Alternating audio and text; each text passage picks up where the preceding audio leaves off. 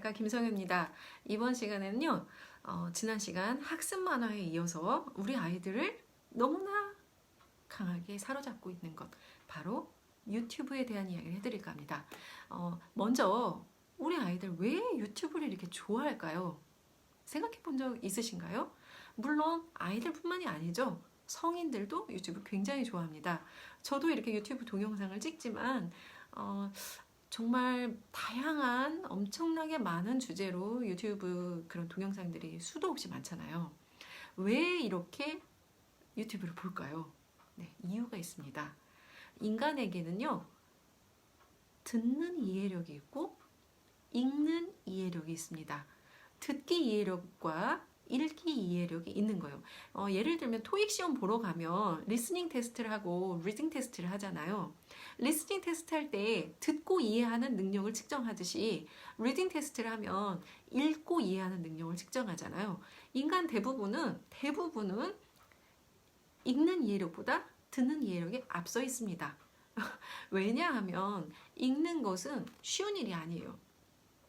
듣는 것은 그냥 이거는 타고나는 능력이라면 읽는 능력은 애를 써서 길러야 하는 능력입니다. 훈련해야 되고 굉장히 긴 시간 갈고 닦아야 하고 또 노력하지 않으면 다시 퇴보하기도 하는 이런 능력입니다.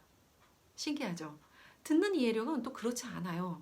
듣는 이해력은 우리가 아예 어릴 때부터, 아니 뱃속에서부터 타고나는 듣고 이해하는 능력이 있기 때문에 유튜브는 특히나 읽어야 되는 그런 매체가 아니잖아요. 보거나 듣거나 하는 매체이죠. 그래서 듣기 이해력이 앞서 있는 사람들에게는 너무나 좋은 거죠. 너무나 편하고 쉬운 것.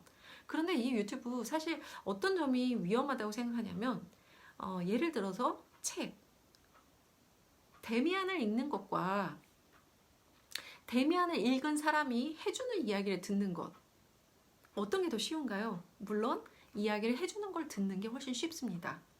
당연히 그렇죠. 핵심만 쏙쏙 요약해서 들려주니까요. 그런데 이런 게 계속 반복되면 어떻게 될까요? 생각이 깊어질 틈이 없죠.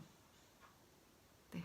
사고력을 훈련시킬 만한 그런 기회가 아예 주어지지 않게 되는 겁니다. 어른들은 그나마 어릴 때 배우고 공부하고 익혀온 그런 지식도 있고 또는 이런 기초 지식을 바탕으로 해서 다양한 창의적인 그런 일을 하고 있지만 아이들은 얘기가 또 다릅니다. 아이들에게는 이렇게 본인들의 사고를 훈련시키고 노력해서 갈고 닦는 그런 시간을 주셔야 되는데 그 시간을 유튜브에 내주고 있는 겁니다. 제일 제가 안타깝게 생각하는 건 뭐냐면 이렇게 책을 들고 다니는 그런 아이는 정말 눈 씻고 찾아보기가 어렵고 대부분의 아이들은 아이가 유모차에만 앉을 수만 있어도 벌써 이렇게 패드를 쥐어주는 부모님들이 너무 많이 계세요. 그래서 패드를 보면서 아이가 이동을 하고 식당에 앉아서도 패드를 보고 있고 기차를 타도 이 디지털 기기를 보고 있고 대부분 유튜브나 그런 영상들이죠. 네, 우리 아이들에게 이게 아주 어릴 때부터 이런 자극이 계속해서 반복해서 주어지기 때문에 사실은 그만한 노력을 하지 않으면 읽는 뇌를 기르기가 어렵다는 이야기를 꼭 해드리고 싶습니다. 글자를 읽고 이해하는 능력은요, 정말 연습해야 돼요. 훈련하는 것이고 긴 시간 트레이닝을 반드시 거쳐야 합니다. 네, 우리 지금 만약에 대학 수학능력 시험 문제를 다시 푼다면 헷갈리고 어려울 겁니다. 왜? 그때만큼 읽기 이해력이 나오지 않으니까요. 성인도 똑같습니다. 우리도 책을 읽거나 그런 자료를 꾸준하게 읽지 않으면요, 읽는 능력이 읽기 이해력이 떨어지게 돼 있어요. 네, 성인도 그럴진데 아이들은 오죽할까요? 유튜브 볼 때 정말 부모님께서 항상 동영상 시청 지도를 같이 해주셔야 되고 또 아이랑 이야기도 정말 많이 나눠보셔야 되고 될 수 있으면 이 자극이 주어지는 시간을 최소화하시는 노력을 하셔야 합니다. 네, 아이 스스로 스마트폰을 통제할 수 있는 힘을 기르는 것, 저는 이제 그 이야기를 해드리려고 하는데요. 먼저 첫 번째는 디지털 규칙을 정하는 겁니다. 저는 일단은 제가 가정에서 할 때는 저는 30분 이상 못 보게 합니다. TV든 유튜브든. 시계를 보고 정확하게 시간을 지키도록 이렇게 지도를 합니다. 그래서 디지털 규칙을 어느 정도 가정에서 세워 놓으셔야 돼요. 예를 들어서 우리 집은 8시 이후에는 스마트폰을 쓰지 않는다. 또는 뭐 8시 이후에는 와이파이 되는 환경을 차단하겠다. 이런 식으로 해서 그 규칙을 정확하게 아이들이랑 정해 두셔야 합니다. 이 규칙은 말 그대로 규칙이기 때문에 꼭 지켜야 되는 것이고요. 아이가 운다거나 또는 공공장소에서 조용해야 되니까 식당에서 밥을 먹어야 되니까 라는 이유로 스마트폰을 내주시면 안 됩니다. 네, 아이들 초등학교 들어가기 전에 유치원부터 저희 가르치는 내용이 뭐냐면 공공장소에 가면 조용히 해야 한다입니다. 떠들거나 소리 지르거나 하면 안 된다. 이걸 유치원 때부터 배우거든요. 그런데 가정에서는 이것을 허용하신다? 하면 일관성이 없어지는 거죠. 당연히 아이들은 어떻게 해야 좋은 것인지를 모르게 됩니다. 그렇기 때문에 규칙을 세워놓으시고 그 규칙을 지키도록 노력해 보세요. 이게 첫 번째고요. 두 번째, 아예 땀 흘리는 일을 하는 겁니다. 왜 땀 흘리는 일? 이렇게 생각하실지 모르겠지만 사실 아이들에게서 스마트폰과 멀어지게 하는 가장 좋은 방법이 이겁니다. 놀 거리, 땀 흘릴 거리를 주는 거예요. 네, 제가 책에서는 운동하시는 뇌 이야기를 해드렸는데요. 운동하시는 뇌에는 실제로 미국에서 했던 그 실험 이야기가 나와요. 학습 성적이 거의 밑바닥이었던 고등학교에서 아침마다 아주 헐떡거릴 정도의 땀을 흘리는 그런 운동을 하게 했더니 아이들의 학습 성적이 향상되었더라 라는 연구 결과가 있거든요. 그래서 제가 그 부분을 소개를 드렸는데 실제로 아이들에게 이렇게 땀 흘리고 뛰어다니고 놀고 공부할 수 있는 그런 시간을 주시는 거죠. 네. 세 번째, 구체적인 목표를 아이의 입으로 진술하게 하는 겁니다.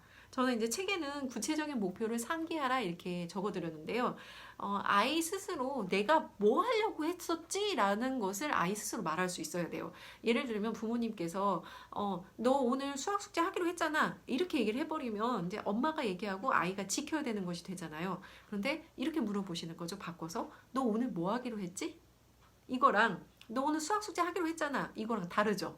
이거를 이렇게 물어보면 아이가 자기가 하려고 했던 것을 자기 입으로 말을 하게 됩니다. 자, 수학 익힘책 풀기로 했으니까 그걸 해야겠구나. 아이 스스로 상기하는 겁니다. 이 구체적인 목표를 아이 입으로 말을 할 수 있는 것이 꼭 필요한 거예요. 내가 하려고 했던 것이 뭐였는데 내가 지금 잠깐 빠져서 유튜브를 하고 있구나. 이렇게 아이 스스로 깨닫게 하는 거죠. 네 번째, 자, 이렇게 되면 어제까지만 해도 마음껏 봤는데 이제 엄마가 못 보게 해? 애가 불만이 생기겠죠. 그리고 불평도 하고 짜증도 낼 겁니다. 그런데 이 부분은 그러려니 하시고 인정을 하시는 게 낫습니다. 네, 불만이 생길 수 있겠죠. 여태까지 쭉 해오다가 못하게 하니까. 하지만 교육이라는 것이 사실은 그런 거거든요. 아이에게 이것이 된다 안 된다를 가르쳐 주시는 것이 저는 아이가 어릴 때 하셔야 되는 그런 교육이라고 생각합니다. 스마트폰도 재밌고 좋으니까 하루 종일 보게 내버려 두는 게 아니라 아이 스스로 이야기를 나눠봐야죠. 그리고 안 돼? 투덜대? 그래, 그럴 수 있어. 이렇게 인정을 하고 가시는 거예요. 그래야 그 부분이 교육이 됩니다. 유튜브를 보고 싶어하는 아이들 어떻게 말하나요? 저희 집 유진이는 우리 둘째는 이렇게 말하거든요. 아, 심심하다. 이렇게. 여기서 아, 심심하다는 아, 유튜브 보고 싶다의 동의어예요. 네, 아, 유튜브 보고 싶다 이렇게 말하지 않고 아, 심심하다 이렇게 말하는 거예요. 그러면 저는 뭐라고 하냐면 아, 세상에는 심심한 일 천지다. 네가 재밌는 일을 찾아서 하고 엄마한테 알려줘. 저는 이렇게 말합니다. 세상에는 심심하지만 유익한 일들이 너무 여섯 번째, 스크린 타임 총량제를 실천해 보세요. 네, 스크린 타임 총량제는 가족들끼리 오늘 사용하는 디지털 기기의 그 디지털 타임을 기록을 해보는 겁니다. 그래서 이거를 스크린 타임이라고 하는데요. 스크린 타임을 각자 기록을 해보는 거죠. 이 정도만 해도 사실은 개인이 쓰는 그 하루 삶에서 스마트폰이나 스마트 기기에 얼마나 많은 시간을 내주고 있는지가 금방 눈에 보입니다. 그래서 이 기록만 해봐도 사실 이런 부분들이 많이 잡히거든요. 그래서 저는 책에서 스크린 타임 총량제를 아예 이렇게 표로 제시를 해드렸는데요. 아빠가 사용한 이번 시간에 오늘의 스크린 타임, 엄마의 스크린 타임, 지수의 스크린 타임 뭐 이렇게 해서 이 시간을 정리를 해보는 거죠. 그래서 아예 일주일 동안 쓸 수 있는 스크린 타임의 총량을 딱 정해놓고 일주일을 시작하는 겁니다. 그럼 총량을 다 써버리면 쓸 수가 없는 거죠. 못 쓰는 거예요. 그러니까 이 총량을 아예 딱 정해주게 되면은 그 시간 내에서 스마트폰을 활용해야 되는구나 해서 시간을 생각을 하면서 쓰게 돼요. 네. 그렇게 해서 디지털 사용 시간을 아예 이렇게 잡아가는 그런 효과가 있는 거죠. 디지털 기기를 사용하는 스크린 타임을 총량으로 하는 총량제 한번 해보실 것을 추천드리고요. 마지막 7번째, 네, 유혹을 견디는 거는요 사실 쉬운 게 아닙니다. 그래서 아이가 유혹을 견뎌냈다면 저는 굉장히 많이 칭찬받아야 된다고 생각해요. 어른도 쉽지 않거든요. 스마트폰 보지 않고 유튜브 아예 안 보고 오늘 하루를 아이가 지냈다면 이건 정말 기특하고 엄청나게 많은 격려를 받아야 될 일입니다. 많이 기뻐해 주시고요. 그리고 정말 가장 중요한 포인트라고도 할 수 있습니다. 부모가 반드시 함께 하는 겁니다. 네, 엄마는 스마트폰 막 하면서 아이는 못하게 하면 아이 입장에서 뭐라고 할까요?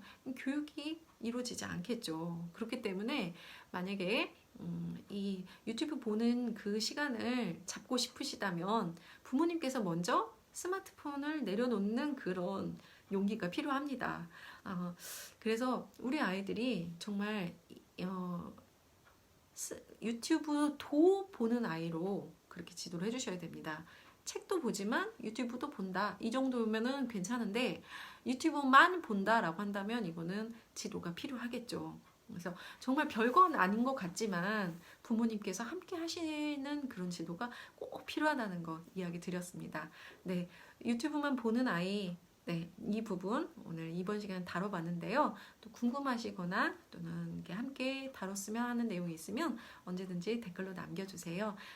다음 시간에도 유익한 내용으로 찾아오겠습니다. 좋아요와 구독도 눌러주세요.